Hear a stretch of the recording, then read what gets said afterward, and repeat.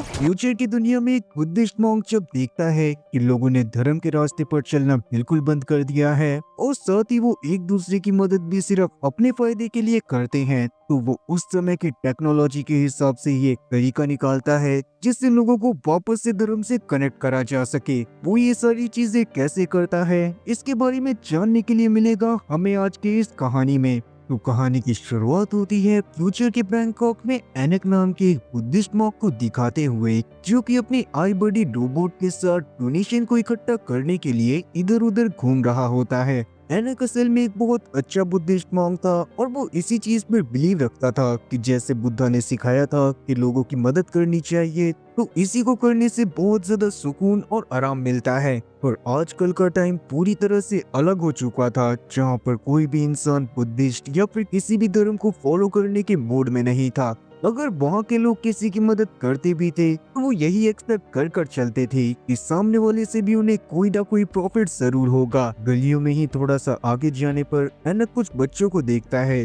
जो कि कुछ गरीब लोगों की मदद करते हैं और तुरंत ही अपनी एआई सिस्टम को चेक करने लगते हैं। वो एआई सिस्टम असल में नियो नाम के एक आदमी ने बनाया था, जो उन लोगों को रिवॉर्ड देता था जो कि किसी जरूरतमंद की मदद करते थे। इसका मतलब अभी के टाइम पर जो लोग एक दूसरे की मदद कर भी रहे थे वो इसी वजह से कर रहे थे ताकि उन्हें उस एआई सिस्टम के थ्रू रिवॉर्ड में काफी सारे कूपन्स मिले, जिनकी मदद से वो शॉपिंग कर सकते थे, अपने इलेक्ट्रिसिटी बिल्स को पे कर सकते थे या फिर उन्हीं की मदद से किसी रेस्टोरेंट में जा सकते थे। ऑफ कोर्स एनक को ये सब देखकर बिल्कुल भी अच्छा नहीं लग रहा होता, क्योंकि वो काफी ज्यादा बुद्धिज्म को माना करता था और वो यही बिलीव करता था कि अगर कोई किसी की मदद करता है तो उसको कभी भी अपने दिमाग में ये लेकर नहीं चलना चाहिए कि सामने वाला भी उसकी मदद करेगा। फिर जब वो थोड़ा सा और आगे जाता है तो इस अल्ट्रा एआई प्रोग्राम के बारे में ही एक न्यूज आ रही थी और बताया जा रहा था कि इस प्रोग्राम को लॉन्च हुए पूरा 1 साल हो चुका है और उसके बाद से ही काफी सारे लोगों ने शहर भर में सबकी मदद करना चालू कर दिया।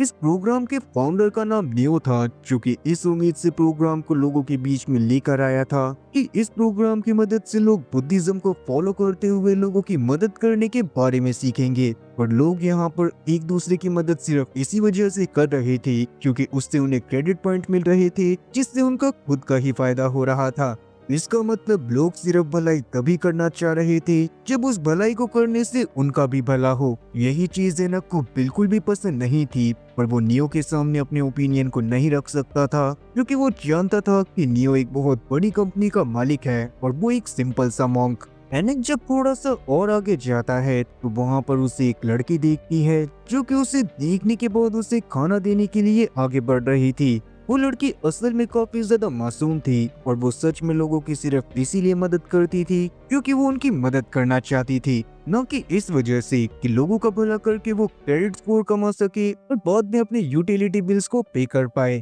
लेकिन तभी उस लड़की के एक दोस्त की नजर उसके ऊपर पड़ती है और वो जैसे ही देखता है कि वो लड़की एनक को खाना देने के लिए जा रही है तो वो खुद भी वहां पर जाकर खड़ा हो जाता है। और इसका रीजन यही था कि अगर कोई भी ग्रुप साथ में मिलकर कुछ अच्छा काम करता था तो पूरे ग्रुप वालों को उसके क्रेडिट पॉइंट मिलते थे, न कि सिर्फ एक जने को। एनक भी इस सिचुएशन को पूरी तरह से समझ गया था और तब वो उस लड़के को समझाने की कोशिश करता है कि अगर हम लोग निस्वार्थ होकर किसी की मदद करते हैं तो वो ही हमारा असली गुण होता है। लड़के को हालांकि इस बात से कोई भी लेना देना नहीं था, पर जैसे ही वो एनक की इतनी अच्छी बातों को सुनता है तो उसके लिए भी अल्ट्रा एआई उसको एक्स्ट्रा क्रेडिट पॉइंट दे देता है, जो देखने के बाद ना तो उस लड़की को अच्छा लगा था और ना ही एनक को, क्योंकि वो समझ गए थे इन लोगों ने धर्म को बस पैसे कमाने का जरिया बना लिया है। एनक इस चीज को और ज्यादा बढ़ावा नहीं देना चाहता था, इसीलिए अभी के लिए वो उस लड़की से खाना लिए बगैर ही उस जगह से चला जाता है, जिस वजह से उस लड़की को भी बिल्कुल अच्छा नहीं लगता। वापस से अपने आई बडी कंपेनियन के पास पहुंचने पर एनक देखता है कि उसके आई बडी कंपेनियन की बॉडी पूरी तरह से सड़ चुकी थी और साथ ही उसकी मेटल की बॉडी पर किसी ने डोनेशन फॉर चैरिटी की जगह donation for a fallen women लिख दिया था, जो देखने के बाद एनक को और ज्यादा बुरा लगने लगता है क्योंकि वो समझ गया था कि आजकल के समय पर लोगों की बुद्धि पूरी तरह से सड़ चुकी है और उनका कुछ भी नहीं करा जा सकता। और वैसे दुनिया की सिचुएशन चाहे जो भी हो, एनक को अभी के लिए अपने रोबोट के लिए बहुत ज्यादा बुरा लग रहा होता है और वो उससे इस तरह से बात करने लगता है जैसे कि उसका रोबोट कोई इंसान हो। दूर खड़े एनक के दो साथी उसकी इस हालत को देख रहे थे जिसमें से एक साथी को एनिक की इस हरकत पर थोड़ा सा अजीब सा फील होता है, पर दूसरा साथी उसे याद दिलाता है कि असल में एनिक पहले एक सॉफ्टवेयर डेवलपर हुआ करता था और साथ ही वो एक इंजीनियर भी था, जिस वजह से ही उसे मशीनों से इस तरह का लगाव है कि वो उन्हें बिल्कुल इंसानों की तरह ही ट्रीट करता है। और वैसे भी दुनिया में ऐसे काफी सारे लोग होते हैं जो कि कुत्ते बिल्लियों से भी बिल्कुल इंसानों की तरह बात करते हैं, पर उनके ऊपर तो कोई भी क्वेश्चन नहीं करता। और शायद अब इस मतलबी दुनिया में एनिक ही इकलौता ऐसा इंसान बचा था जो कि मशीनों को भी बिल्कुल इंसानों की तरह देखता था, जबकि उनमें कोई भी फीलिंग नहीं होती थी। अब एनिक और उसके दो साथी अपने जमा करे गए राशन को देखते हैं, जो कि काफी ज्यादा कम मात्रा में था। और साथ ही हमें न्यूज के थ्रू ये भी बताया जाता है कि जब से अल्ट्रा एआई पॉपुलर हुआ है, तब से लोगों ने मॉन्क्स के पास जाना बिल्कुल बंद कर दिया है और इसी वजह से मॉन्क को बिल्कुल भी डोनेशन नहीं मिलता। लोग अगर डोनेशन देते भी हैं तो वो उन लोगों को देते हैं जो कि काफी ज्यादा गरीब होते हैं, जिससे उन्हें क्रेडिट स्कोर्स मिल सके। ये चीजें किसी भी मॉन्क को बिल्कुल भी पसंद नहीं आती थी और ज्यादातर मॉन्क तो ऐसे थे जो कि सिर्फ मॉन्क बनने का दिखावा कर रहे थे और उनके असली शौक तो कुछ और ही थे। पर एनिक जैसे मॉन्क जो कि सच में बुद्धिज्म को फॉलो करना चाहते थे और चाहते थे कि लोगों के अंदर बुद्धिज्म का ज्ञान आए, उनको इन सब चीजों से बहुत ज्यादा प्रॉब्लम हो रही होती है और उनका सर्वाइवल भी बहुत मुश्किल से होता है। लेकिन सरकार भी उन मॉन्क्स के लिए कुछ भी नहीं करती, क्योंकि उनके हिसाब से लोगों की मदद करना ही असली धर्म था। और आधे से ज्यादा गवर्नमेंट एम्प्लॉय खुद ऐसे थे जो कि उस अल्ट्रा एआई का यूज कर रहे थे। अल्ट्रा एआई का फाउंडर इस चीज से काफी ज्यादा कॉन्फिडेंट होता है, क्योंकि कहीं ना कहीं वो इस बात को समझ गया था कि आगे चलकर भी उसके प्रोडक्ट के ऊपर कोई भी इम्पैक्ट नहीं पड़ने वाला। और सच्चाई तो ये थी कि वो भी खुद अपने यूजर्स के डेटा को थर्ड पार्टी एप्लीकेशंस वाले को सेल कर रहा था और वहां से भी तगड़ा प्रॉफिट कमा रहा था। इस बारे में कहीं ना कहीं एनिक को भी अंदाजा होता है, पर वो इन चीजों के लिए कुछ भी नहीं कर सकता था, क्योंकि वो जानता था कि उसके जैसे ही काफी सारे लोग ऐसे हैं जो इस बात को जानते हैं, और उसके बावजूद भी वो लोग खुद ही अल्ट्रा एआई का यूज कर रहे हैं। और एक दिन जब एनिक मोनेस्ट्री को साफ कर रहा होता है, तो वो अपनी मॉम की एक पुरानी फोटो को देखता है जो कि 7 साल पहले गुजर गई थी। एनिक ने सिर्फ उनकी वजह से ही मॉन्क बनने का डिसाइड करा था और आज वो उन्हें याद करके काफी ज्यादा इमोशनल हो रहा था। तब एबॉट यानी कि उसके मास्टर उसके पास आकर उसे समझाते हैं कि इस तरह से उदास होना कोई बुरी बात नहीं है, पर अगर तुम किसी गलत चीज को अपने मन में बिठा लेते हो तो वो चीज तुम्हें ज्यादा हार्म करती है। पर एनिक को तो अभी इस बात की चिंता खाई जा रही थी कि धीरे धीरे वर्ल्ड चेंज हो रहा है और सारे के सारे मॉन्क्स का इस वर्ल्ड के चेंज होने के बाद क्या होगा। तब एबॉट उसे इस बारे में और ज्यादा ध्यान से सोचने को बोलते हैं, क्योंकि वो जानते थे कि अगर एनिक इन सब चीजों के बारे में ध्यान से सोचेगा तो वो इसके लिए कोई ना कोई सॉल्यूशन जरूर निकाल लेगा। अब रात के समय में एनिक वहाँ पर से एक मार्केट में जाता है ताकि वो अपने आई बडी के लिए एक सर्किट बोर्ड को खरीद सके। और असल में उसके पास जो आई बडी था वो काफी ज्यादा पुराना मॉडल था, इसीलिए कंपनी ने उसके स्पेयर पार्ट को बनाना बहुत पहले ही डिसकंटिन्यू कर दिया था। तब उसे एक भंगार की शॉप से उसके स्पेयर पार्ट मिल तो जाते हैं, पर वहाँ की ओनर उसे डिस्काउंट देने से साफ मना कर देती है, क्योंकि उसके पास अल्ट्रा एआई नहीं था। एनिक के पास इतने सारे पैसे नहीं थे कि वो बिना डिस्काउंट के उस पार्ट को खरीद सके, और अगर वो अभी उस पार्ट को नहीं खरीदता थोड़ी देर बाद ही वो पार्ट वहाँ से कोई और ले जाता। एनिक इन सब बातों को सोचकर परेशान हो रहा था कि तभी वहाँ पर एडम नाम का एक आदमी आता है जो कि एनिक का काफी पुराना दोस्त था। और जैसे ही उसे एनिक की सिचुएशन के बारे में पता चलता है तो वो अपने पास मौजूद पैसे की मदद से एनिक को वो पार्ट खरीद कर दे देता है। फिर जब वो दोनों बात करते हैं तो हमें पता चलता है कि असल में वो दोनों पहले एक ही कंपनी में काम करा करते थे, और वहाँ पर से जब एनिक ने काम को छोड़ा था तो उसके कुछ समय बाद ही एडम ने भी काम को छोड़ दिया था और अपने एक नए स्टार्टअप को चालू करा था। एडम ने एक ऐसी चिप को बनाया था जो कि किसी भी तरह के इंसान के नेचर को अडेप्ट करने में सक्षम थी, और साथ ही जब एक बार वो नेचर को अडेप्ट कर लेती तो बाद में वो किसी भी सिचुएशन को उसी इंसान के पर्सपेक्टिव से हैंडल कर सकती थी। ऐसी चिप्स को वो टॉयज में लगाकर पेरेंट्स को दिया करता था जो कि अपने बच्चों को खुद से नहीं संभालना चाहते थे और उनके बच्चों को पेरेंट्स की कमी होती थी। ये बात जानने के बाद एनिक को काफी ज्यादा बुरा लगता है, क्योंकि असल में इससे काफी सारे बच्चे अपने पेरेंट्स से पूरी तरह से दूर हो गए थे और वो सिर्फ टॉयज के बेस पर ही बड़े हो रहे थे।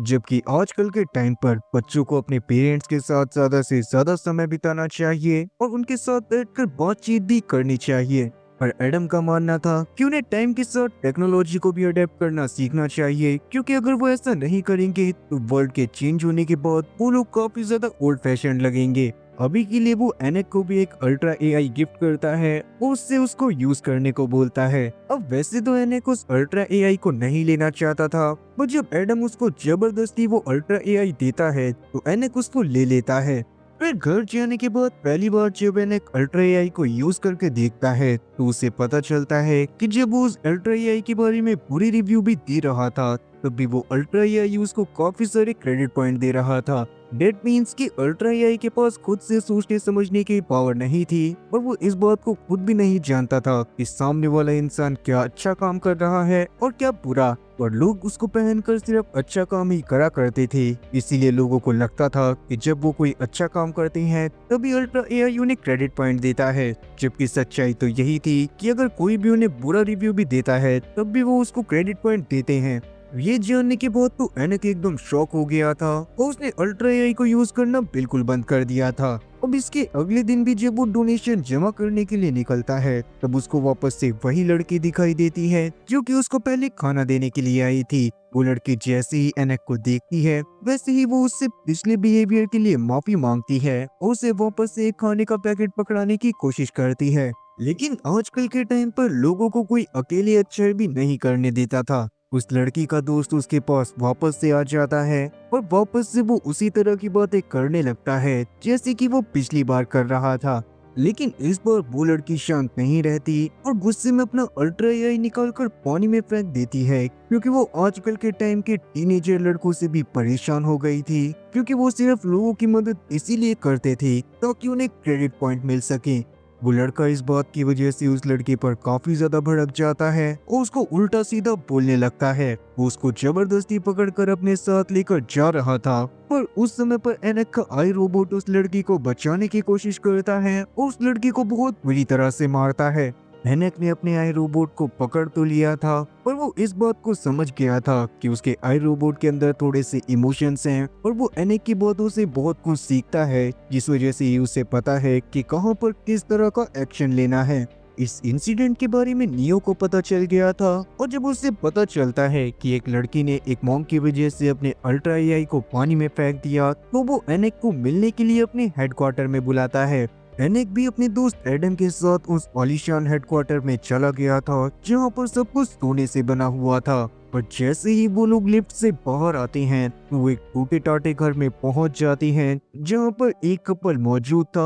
और वो काफी ज्यादा परेशान लग रहा था। तो अचानक से वो कपल एनेक के सामने हाथ जोड़कर उससे उनको स्वर्ग का रास्ता दिखाने को कहता है, जिसके बदले में वो उसको अपना घर और अपनी महंगी कार्स एज अ डोनेशन देने के लिए तैयार था। उस कपल का बच्चा भी रूम के बाहर खड़े होकर ये सब देख रहा होता है और एनेक और एडम को तो ये सब देखकर कुछ समझ ही नहीं आ रहा था कि वो कपल करना क्या चाहता है। और अचानक से वो कपल सेम रिक्वेस्ट करते हैं और अपने घुटनों पर बैठकर एनेक से इस चीज की भीख तक मांगने लगते हैं और तभी अचानक से वो कपल पूरी तरह से फ्रीज हो जाता है। तब नियो खुद रूम में आ गया था और उस समय पर उसकी बातों से हम लोग जान पाते हैं कि ये सब असल में एक होलोग्राम था और ये सारी चीजें नियो के पेरेंट्स के साथ सच में हुई थी। उसकी फैमिली बुद्धिज्म पर काफी ज्यादा बिलीव करती थी और उन्होंने अपने सारे पैसे एक समय पर एक फर्जी मॉन्क के कहने पर डोनेट कर दिए थे ताकि उन्हें आगे चलकर एक बेहतर जीवन मिले और मरने के बाद उन्हें मोक्ष की प्राप्ति हो।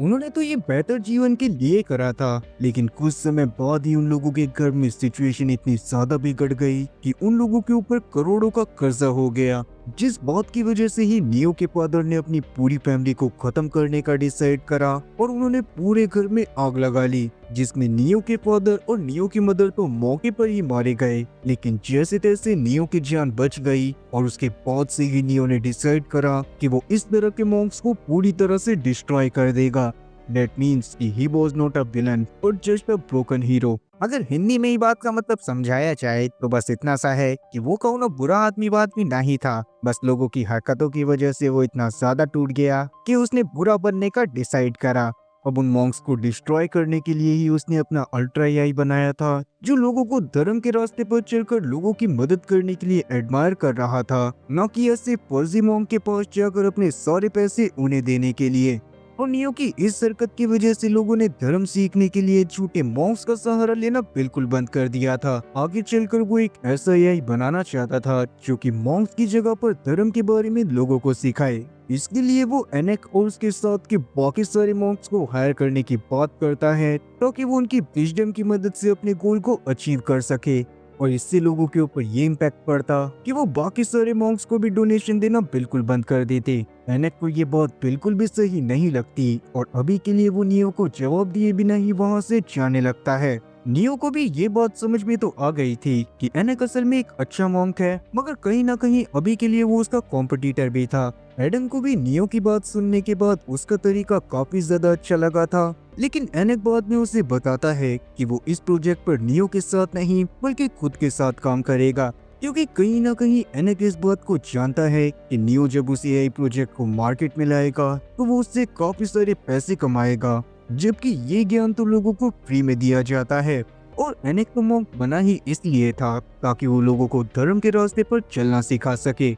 जिसके साथ ही अब सीन वहाँ पर से पास्ट में जाता है और हम लोग देखते हैं कि एडम और एनेक एक कंपनी में एज अ सॉफ्टवेयर डेवलपर काम करते थे, और अचानक से एक दिन एनेक को हॉस्पिटल से कॉल आता है और उसे बताया जाता है कि उसकी माँ को ल्यूकेमिया है, उनके पास जीने के लिए बहुत कम समय बचा था। वो ये बातें सुनने के बाद एनेक पूरी तरह से टूट गया था। इसके बाद जब एनेक जाकर अपनी माँ से बात करता है तो उसकी माँ उसको अपनी आखिरी इच्छा के बारे में बताती हैं। वो चाहती थी कि एनेक एक बुद्धिस्ट मॉन्क बन जाए, और उसका रीजन यही था कि असल में जब एनेक उनके पेट में था तो एक दिन उन्होंने अपने वॉर्म में एक बुद्धिस्ट भूत को देखा था। इसके बारे में जानने के लिए जब वो एक मॉन्क के पास गई थी तो उस मॉन्क ने एक भविष्यवाणी करी थी कि आगे चलकर जब लोगों को बुद्धिज्म के ऊपर विश्वास होना बंद हो जाएगा तो तुम्हारा बेटा ऐसे टाइम में लोगों के अंदर बुद्धिज्म को लेकर विश्वास जगाएगा। और यही रीजन था कि एनेक की मौत चाहती थी कि वो आगे चलकर एक बुद्धिस्ट मॉन्क बन जाए।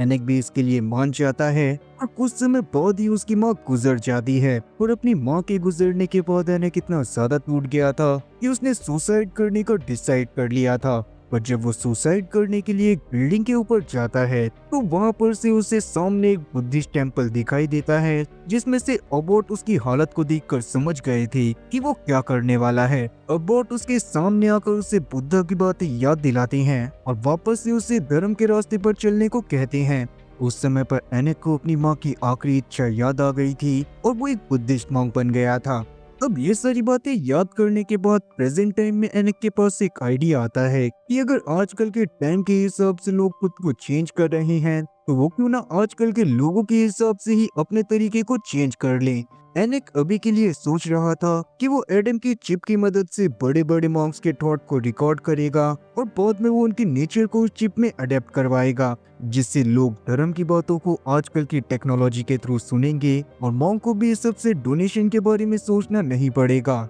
इवन बुद्धिस्ट मंदिरों में भी ऐसी चिप को लगाकर रखा जा सकता था, जिससे लोग वहां पर भी न्यू टेक को देखकर वहां पर बैठेंगे और साथ ही वहां पर अच्छी बातों को सीखेंगे। एडम को भी ये आइडिया सच में काफी ज्यादा पसंद आता है और वो उसी दिन से ऐसे एआई को बनाने में लग जाते हैं। कुछ ही दिनों के अंदर उन्होंने ऐसे एआई को बनाकर डेवलप कर लिया था और साथ ही उन्होंने आई बुद्धा के नाम से उसे लॉन्च भी कर दिया था। उस एआई के अंदर सभी मॉन्क की काफी सारी अच्छी बातें थी जिन्हें सच में लोग काफी ज्यादा पसंद कर रहे थे। और जब भी वो किसी अपने पसंदीदा मॉन्क की बातों को सुनते थे तो वो होलोग्राम के थ्रू उन्हें देख भी पाते थे, जिससे उन्हें लगता था कि वही मॉन्क उन्हें पर्सनली गाइड कर रहा है। और जैसा कि अब एनेक ने सोचा था, वो प्रोडक्ट मार्केट में आते ही धूम मचा देता है और लोग अब अल्ट्रा एआई से हटकर आई बुद्धा को ज्यादा पसंद कर रहे थे, क्योंकि एक तो वो फ्री था और वो सच में लोगों को धर्म के रास्ते पर चलने के लिए बोल रहा था। नियो को ये सारी चीजें बिल्कुल भी पसंद नहीं आती,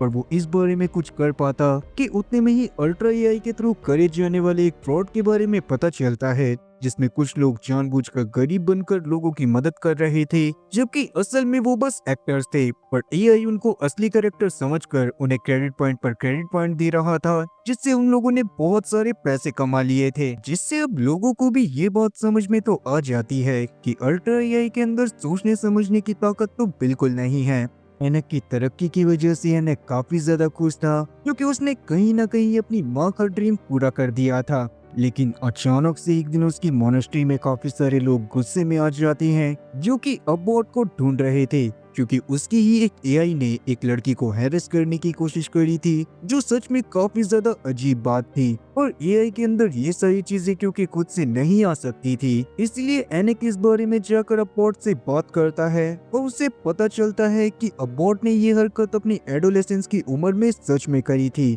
उस समय पर वो एक मॉन्क नहीं था और उसमें इतनी ज्यादा समझ भी नहीं थी कि लड़कियों को कैसे ट्रीट करा जाता है। और एआई के अंदर ये सारी चीजें आई थी क्योंकि अबॉट की मेमोरीज को बिना फिल्टर करे एआई में डाला गया था, जिस वजह से ही उसने ये सारी हरकत करी। इस बात को एनिक तो समझ गया था कि अबॉट ने उस समय पर वो सारी चीजें ना समझी के कारण करी, लेकिन बाहर मौजूद भड़के हुए लोगों की भीड़ इस बात को समझने के बिल्कुल भी मूड में नहीं थी। फिर जैसे ही अबॉट बाहर जाकर उनका सामना करने की कोशिश करता है तो वो लोग उसके ऊपर चप्पल फेंकना चालू कर देते हैं। और बाद में जब गवर्नमेंट को इस बारे में पता चलता है तो वो आई बुद्धा को ही बैन कर देते हैं। इवन अभी के लिए गवर्नमेंट ने सभी बुद्धिस्ट मॉन्क को मोनास्ट्री को छोड़ने का ऑर्डर दिया था, जिस वजह से एनिक काफी ज्यादा परेशान हो जाता है। लेकिन उसने आई बुद्धा बनाकर जो काफी सारे लोगों के माइंड को चेंज करा था, उसकी वजह से वो काफी ज्यादा खुश था। इसीलिए वो आखिरी बार अपने आई बडी को गुड बाय बोलता है और वहाँ से बाहर जाने लगता है।